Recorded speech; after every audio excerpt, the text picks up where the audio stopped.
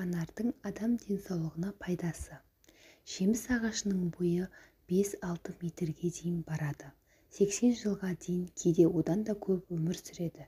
3-4 жастардан кейін жеміс береді. Жемісін жерге түсірмей тұрып алады. Сәуір айында гүлдеп, күзде жемісін береді. Анар жемістің ерекше қасиеттері мен пайдалы жақтарын назарларыңызға ұсынамыз. Гемоглобинді жоғарылатады. Анар жемісі қаназық ауруымен күресуге көмектеседі. Осы дерт кезінде анар шырынын 2 ай көлемінде күніне 30 минуттан 3 стакан ішу абзал. Қан қысымын төмендетеді. Анар дәндері қан қысымы дертіне шалдыққан науқастардың артериалды қысымдарын түсіруге көмектеседі. Кептірілген жеміс шарғаған шайға қосып ішсе, жүйке жүйесін қалпына келтіріп, түнгі ұйқыны жақсартады. Инсулинді алмастырады. Анар жемісі қант диабеті ауруына шалдыққан адамдарға өте пайдалы. Тамақ ішпес бұрын 60 тамшы жеміс шырынын күніне 4 рет қолданса, қан құрамындағы қант деңгейі төмендейді. Ауыз қуысын дәрілейді.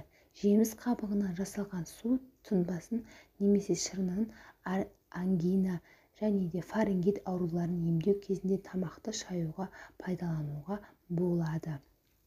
Және де осы жүрек ырғағының бұзылуы кезінде де анар қабығының пайдасы өте көп пайда тигізеді екен.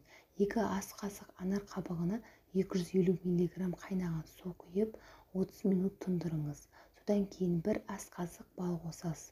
Оны күні бойы қалауыңызша іше беруіңізге болады. Және де созылмалы жөтел кезінде анар қабығын шай секілді қызғылт түске боялғанша демдеңіз. Бал қосып аз-аздан ішіңіз. Мұны жарты стаканнан күніне 2 рет ішуге болады. Және де анар қабығын күйік шалған кезде, яғни адам күйген кезде пайдалануға болады екен. Алдымен күйік орнына анар шырынын сөлін жағыңыз. Содан кейін үстіне ұнтақталған құрғақ қабығын себіңіз. Көп ұзамай ауырсыну басылады, жазылуы да тез болмақ.